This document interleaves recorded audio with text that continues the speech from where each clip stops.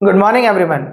एक बार फिर से आप जुड़ चुके हैं इंडियन हिस्ट्री चैनल के साथ, जिसमें हमने कल के वीडियो में पढ़ा कैसे कैसे महात्मा बुद्ध ने अपने आगे की जीवन यात्रा को स्टार्ट किया होगा, किस किस दुखों को सहते हुए उन्होंने कितने साल तक कठिन परिश्रम करके एक ज्ञान प्राप्ति की होगी, और ज्ञान प्राप्ति करने के बाद किस तरीके से उन्होंने अपना पहला उपदेश दिया होगा। ये सारी घटनाएं हम कल के वीडियो में पढ़ चुके थे। एक बार 1 मिनट का रिकैप लेते हुए आज की घटनाओं में आगे बढ़ेंगे। आज की घटनाएं वो घटनाएं आप पढ़ेंगे जो घटनाएं अभी तक आपने बुक से सही तरीके से रीड आउट नहीं की हैं। आज उन घटनाओं पर हम चर्चा करेंगे और चर्चा के साथ साथ एक एक घटना का कालक्रम देखते हुए चलेंगे। कौन सी घटना पहले घटी होगी, कौन सी उसके बाद घटी होगी।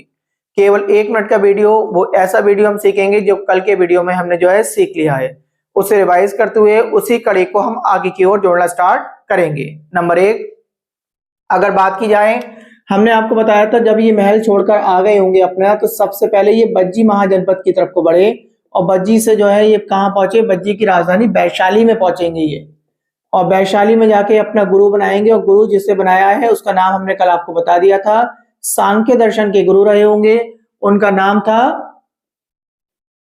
अलार कलाम। ये बात हमने आपको कल बता दी थी, अलार कलाम को इन्होंने अपना गुरु बनाया होगा, ये बात हमने कल आपको बता दी थी। उसके बाद जब यहाँ पे उन्होंने भिक्षा ली होगी, भिक्षा लेने के बाद बहुत समय तक सीखते रहेंगे, इन्होंने मदद करा होगा, 0 लेवल से इन्होंने सिखाना स्टार्ट किया होगा, फिर इन्होंने आगे बढ़ना चाहा होगा, और जब आगे बढ़े होंगे, आगे गुरु की तलाश में बढ़े होंगे, तो ये दूसरे महाजनपद की ओर बढ़े जिसका नाम हमने आपको बता दिया था, मगध महाजनपद की तरफ बढ़े होंगे। और मगध में जाकर इनकी मुलाकात बिंबिसार से हुई होगी। ये कहानी हमने पूरी समझा दी थी, कैसे कैसे सैनिक इन्हें पकड़कर बिंबिसार के पास ले गए होंगे। बिंबिसार ने इन्हें समझाया होगा, बट बिंबिसार से भी ये कहकर चले गए कि भविष्य में जब मुझे ज्ञान प्राप्त हो जाएगा तो मैं आपके पास आऊंगा और आपके साथ उस ज्ञान पर चर्चा करूंगा। उसके बाद वहां पर उन्होंने गुरु बनाया, और गुरु जिसका नाम लिख दिया था हमने आपको, रामचंद्र नाम के व्यक्ति को उन्होंने गुरु बनाया, और उससे उन्होंने शिक्षा लेना स्टार्ट की होगी। कई महीने तक, 2-3 महीने तक उसके पास रुके रहे। रुकने के बाद वहां से भी ज्ञान की जब संतुष्टि नहीं हुई, तो ये तीसरे नंबर पे हमने कल आपको बताया था, ये मगध को छोड़ते हुए उरुवेला की तरफ पहुंचे, और उरुवेला जैसे ही पहुंचे होंगे तो वहां पे इन्होंने 5 गुरुओं को अपना मित्र बनाया। 5 गुरु मित्र लिख देते हैं हम आपको, और वहां पर उनके साथ 6 वर्ष तक कठिन तपस्या की, और 6 वर्ष तक कठिन तपस्या करने के बाद एक राजसी कन्या द्वारा दी गई प्रसाद के रूप में जो खीर मिली होगी, राशि कन्या द्वारा खीर खाने के बाद वहां पर इन सब में झगड़ा हो जाएगा आपस में। और क्या झगड़े की स्टोरी रही होगी हमने आपको सारी बात बता दी थी, और वहां से ये लौटकर आ गए होंगे। और जब वहां से ये चले गए होंगे तो उसके बाद हमने आपको बताया ये कहाँ पहुंचे। हमने आपसे बोला कि ये उरुवेला से सारनाथ होते हुए बौद्ध गया पहुंचे होंगे, और बौद्ध गया पहुंचने के बाद जब सारनाथ होते हुए, सारनाथ नहीं रुके हैं, सारनाथ होते हुए कहाँ पहुंचे, कल के वीडियो में हमने बताया था आपको, सारनाथ होते हुए बौद्ध गया पहुंचे, और बौद्ध गया में जाके इन्हें ज्ञान प्राप्त होगा। और ज्ञान जो प्राप्त होगा, एक पीपल के वृक्ष के नीचे इन्हें ज्ञान प्राप्त हुआ, और पीपल के वृक्ष को हमने बोल दिया था, इसे ही बोधि वृक्ष बोला जाता है। ये कल हमने बात आपको बता दी थी, और आपसे कहा था एक नदी इसके पास पाई जाती थी, उसे हमने पुनपुन नदी या निरंजना नदी के नाम से जानते हैं। ये सारी बात आपने याद कर ली थी। ज्ञान 8वें दिन की सुबह में प्राप्त हुआ है, 7 दिन तक कठिन तपस्या की थी। उसके साथ साथ हमने आपको बताया था ज्ञान प्राप्ति जिस दिन हुई थी उस दिन वैशाख पूर्णिमा का दिन था, और जब इन्हें ज्ञान प्राप्त हो जाएगा तो उसके बाद ये सोचेंगे कि अब मुझे ये ज्ञान किसे देना होगा। तो इसके आगे की स्टोरी हमने बताई थी। इन्होंने सोचा जिन 5 गुरु मित्रों के साथ मैंने 6 वर्ष तक कठिन तपस्या की है, क्यों ना मैं सबसे पहले ज्ञान उन्हीं के साथ बांटूं, मैं किसी ऐसे लोग के साथ नहीं बांटूं जिसे मैं सही से जानता भी ना हूं, जो इतने दिन से कठिन परिश्रम करते हुए आ रहे हैं, शायद मैं उनके साथ ही ज्ञान बांटना चाहिए। तो यहाँ से बोध गया से ये दोबारा से उरुवेला जाएंगे, और उरुवेला में देखेंगे 5 मित्र जा चुके होंगे, वहां से कुटिया खाली कर दी होगी। ठीक, जब 8वें दिन जब ये गए होंगे उरुवेला में, पता करा उरुवेला में इनके मित्र ना मिले, तो नहीं मिलने के बाद जब पता चला होगा कि सारनाथ की तरफ के मित्र वो ब्रह्मण पर निकल चुके हैं, तब सारनाथ में जाकर उन मित्रों से भेंट करते हैं और उन्हें वहां पर ज्ञान देते हैं। ये हमने सारी स्टोरी पढ़ ली थी। ठीक, ये सारी बातें हमने कल पढ़ ली थी। उसके बाद अगर आपको बात करें, सारनाथ में इन्होंने ज्ञान दिया है, प्रथम उपदेश दिया है अपना। प्रथम उपदेश पूछा जाता है आपसे, प्रथम उपदेश कहाँ दिया, तो सारनाथ में दिया है। ज्ञान कहाँ प्राप्त हुआ, तो ज्ञान प्राप्त हुआ आपका बोध गया में। ठीक, ये बात आपको क्लियर हो गई होगी। पांचों मित्रों को यहाँ पर ज्ञान दिया है। इस ज्ञान को हम धर्म चक्र परिवर्तन के नाम से जानते हैं। ठीक, इस ज्ञान को क्या जानते हैं हम? धर्म चक्र परिवर्तन के नाम से जानते हैं। आपसे पूछा जा सकता है एक बात। दूसरी बात जो आपसे पूछी जाती है एग्जाम में, तो कभी कभी जब वो आपसे कहता ना पहला उपदेश कहाँ दिया, तो पहला उपदेश हमें ये तो मालूम है सारनाथ में दिए, तो सारनाथ का भी कभी कभी नाम बदल देता है और आपसे पूछ देता है क्या नाम है सारनाथ के। तो दो अन्य नाम भी हैं, वो भी आप पढ़ लेंगे। एक तो है ऋषिपत्तनम, सारनाथ का ही नाम है। क्या नाम है? ऋषिपत्तनम। तो आपसे ऐसा भी हो सकता है सारनाथ की जगह ऋषिपत्तनम लिख दे, और दूसरा नाम है मृगदात। तो इसमें से कोई सा भी नाम अगर आ जाए तो आप तुरंत बता देंगे सारनाथ का ही नाम है ये ऋषिपत्तनम और मृगदात। यहां तक की कल घटना बता दी थी हमने, अब आगे की ओर बढ़ेंगे। इसके साथ साथ एक घटना और बता दी थी, इनकी मुलाकात हुई है। हमने आपको छठे नंबर पे बताया होगा कि काशी में जो है एक व्यक्ति से मुलाकात हुई है, एक व्यापारी से मुलाकात हुई है इनकी। उस व्यापारी का नाम बता दिया था मैंने आपको, यश नाम बताया होगा।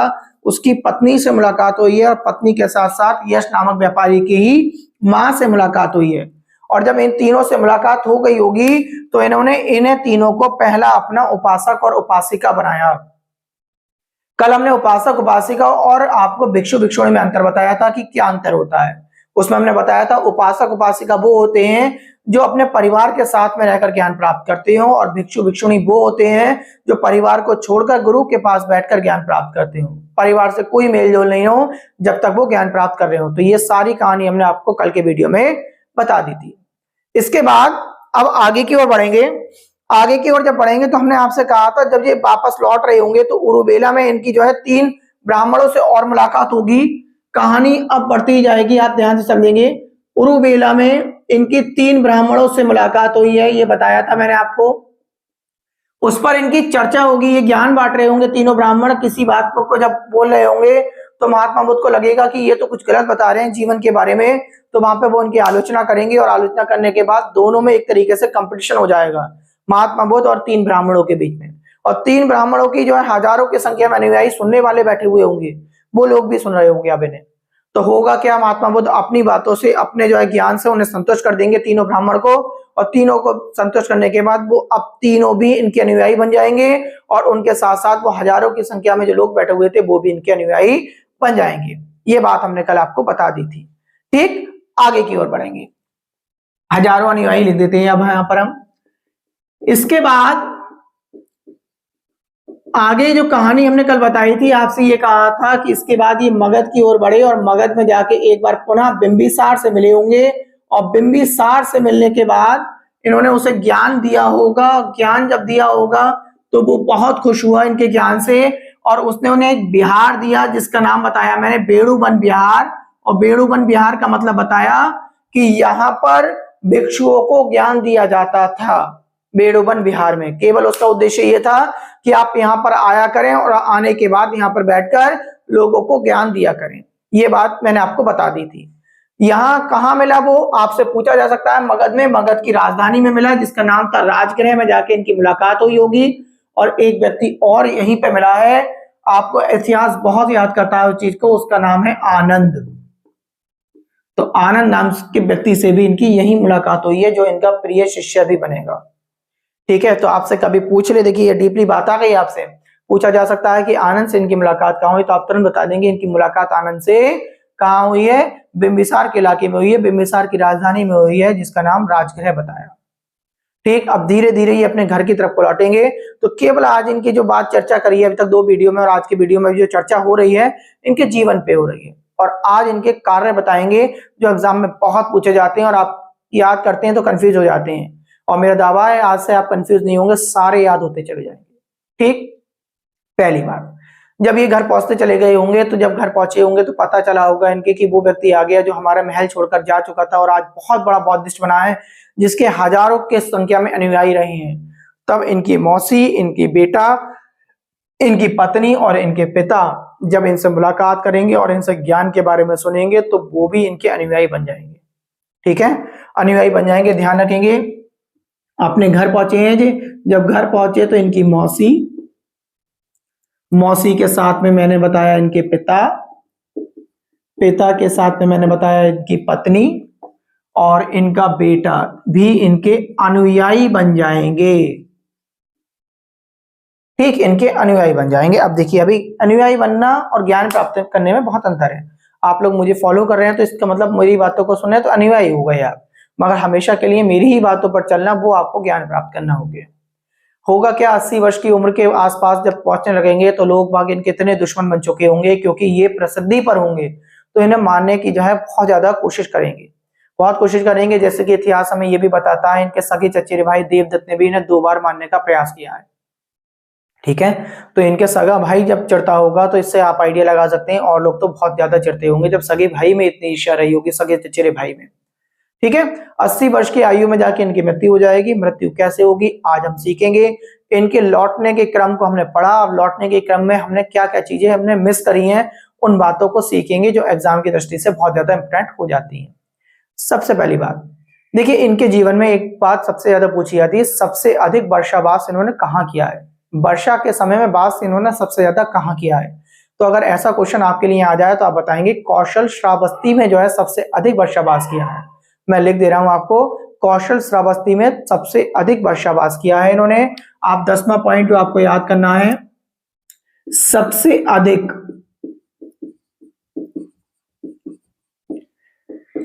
अधिक वर्षावास, तो आप बताएंगे कौशल श्रावस्ती। देखिए एक बात याद हो गई, अगर आपसे पूछ ले पहला वर्षावास वो कहां किया है, देखिए क्वेश्चन दोनों में अंतर है, वो सबसे अधिक है, सबसे ज्यादा बार वर्षा का समय बिताने वाला समय आ गया, कहां बिताया, और सबसे पहले वाले की बात आ जाए तो वो सारनाथ में किया है। कहां किया है, सारनाथ में। आज क्वेश्चन एग्जाम वाले पढ़ रहे हैं, आपसे पूछा जा सकता है गृह त्याग की घटना, जब पूछे आपसे तो मैंने आपको गृह त्याग की घटना पूरी पढ़ा दी, तो उस समय की उम्र पूछी जा सकती है, तो गृह त्याग के समय इनकी 29 वर्ष की आयु रही है। अब मैं आपको नोट्स बनवाना प्रोवाइड करूंगा तो उसमें सब बताऊंगा इनके जन्म के समय की डेट क्या थी और क्या रहा। अब उसे गृह त्याग की घटना को क्या बोलते हैं, तो गृह त्याग की घटना बोलते हैं महाभिनिष्क्रमण, महाभिनिष्क्रमण बोला जाता है। गृह त्याग को बोलते हैं महाभिनिष्क्रमण।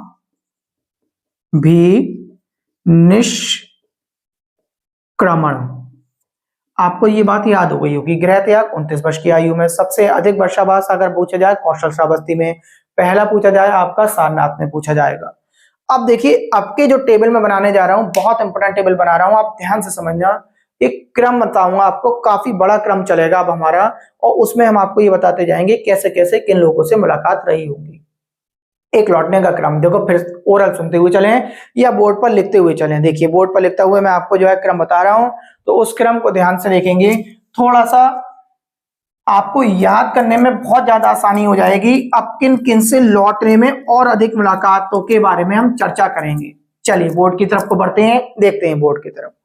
सबसे पहले अगर आपसे पूछा जाए लौटने के क्रम में, आप बताएंगे कि जब ज्ञान बयान बांट दिया होगा, बांटने के बाद हमने काशी की तरफ को देखा, काशी गए, काशी से सारनाथ की तरफ को बढ़े, सारनाथ से बढ़े उरुबेला की तरफ को। देखो ऐसे करके टेबल बनाते हुए चलेंगे।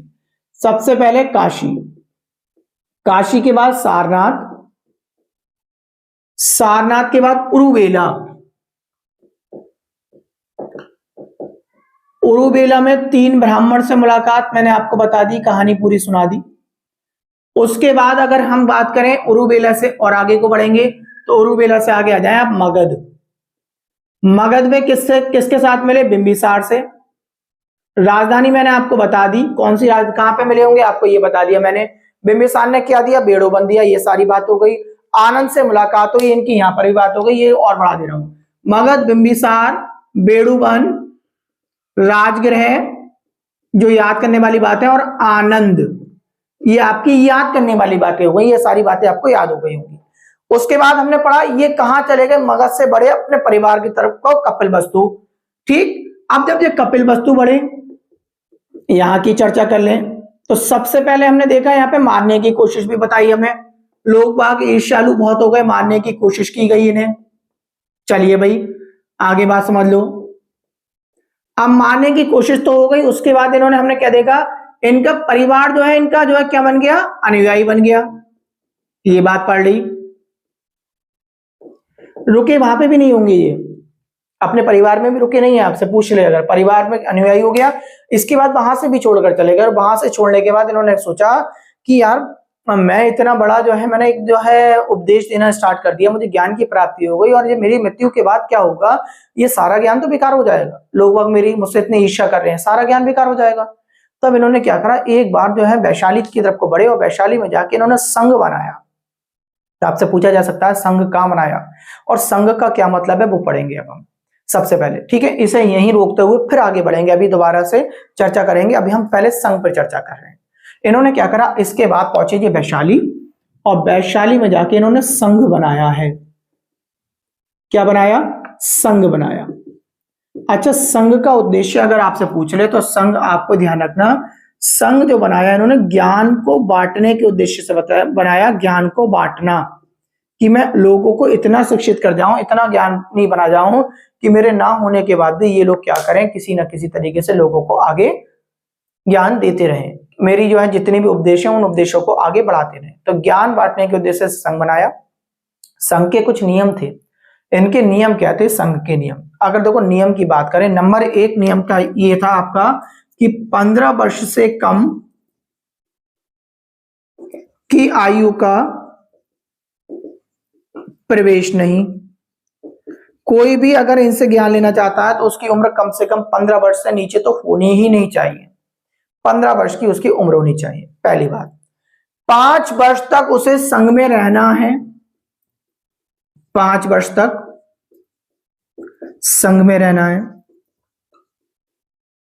इसका मतलब परिवार से कोई मतलब नहीं है, परिवार से नहीं मिल सकता, इसी में लिख दे रहा हूं, परिवार पे क्रॉस लगा देते हैं कि परिवार से ये नहीं मिल सकता, परिवार से कोई लेना देना नहीं होगा, परिवार से आप नहीं मिल सकते, 5 वर्ष तक इसी संघ में रहना होगा आपको, ठीक। इसके बाद देखिए किस किस का आना वर्जित था, बूढ़ा व्यक्ति नहीं आ सकता, बीमार व्यक्ति नहीं आ सकता, स्त्री नहीं आ सकती, सैनिक नहीं आ सकता, ऋणी नहीं आ सकता, ऋणी नहीं आ सकता, ऋणी के साथ साथ आपसे बात करी जाए, चोर नहीं आ सकता, ठीक। ये सारे व्यक्तियों का आना वर्जित था। आपको फिर मैं बता दूं, बूढ़ा नहीं आ सकता, बीमार नहीं आ सकता, लिख दिया मैंने आपको, ठीक है। महिला नहीं आ सकती, सैनिक नहीं आ सकता, सैनिक नहीं आ सकता, चोर नहीं आ सकता, ऋणी नहीं आ सकता। अब इसमें जो शिक्षा ले रहे होंगे, जो बैठ के शिक्षा ले रहे होंगे, उन लोगों को क्या बोला जाता था, कभी कभी आपसे ये पूछ ले तो आप बता देना, उपसंपदा बोला जाता था। आपसे पूछ ले उपसंपदा क्या है, तो आप उपसंपदा तुरंत बता दोगे। उपसंपदा उसे बोला करते थे जो इनके संग में बैठ के ज्ञान लिया करते थे, उन व्यक्तियों को हम उपसंपदा बोला करते थे, उन विद्यार्थियों को उपसंपदा बोला जाता था। ये बात आपको याद हो गई होगी। अब 20 वर्ष में जाके जो है, मतलब 15 साल में आया, 5 वर्ष तक वहां पे रहा, इनके पास रहा, 20 वर्ष में जाके जो है एक अच्छा भिक्षु बनता होगा, तैयार होता होगा, 20 वर्ष की आयु में बौद्ध भिक्षु बनता होगा। और जब बौद्ध भिक्षु बन जाता होगा, ये तो भारत में और भारत के साथ साथ अन्य देशों में जाकर भिक्षा देता होगा, भिक्षा देता होगा, उसके साथ साथ जीवन के बारे में समझाता होगा कि जीवन क्या है। तब जाके जो है ये 20 वर्ष की आयु में जाके अन्य देशों में या अपने देशों में जाते होंगे। आप ये बात बिल्कुल ध्यान से समझ लेना। एक नियम और पढ़ लो, चौथा पढ़ ले, व्यायाम कंपलसरी था, व्यायाम करना जरूरी था, दोपहर का भोजन नहीं मिलता था, दोपहर को भोजन नहीं खाएंगे आप, रात्रि में भोजन करेंगे आप।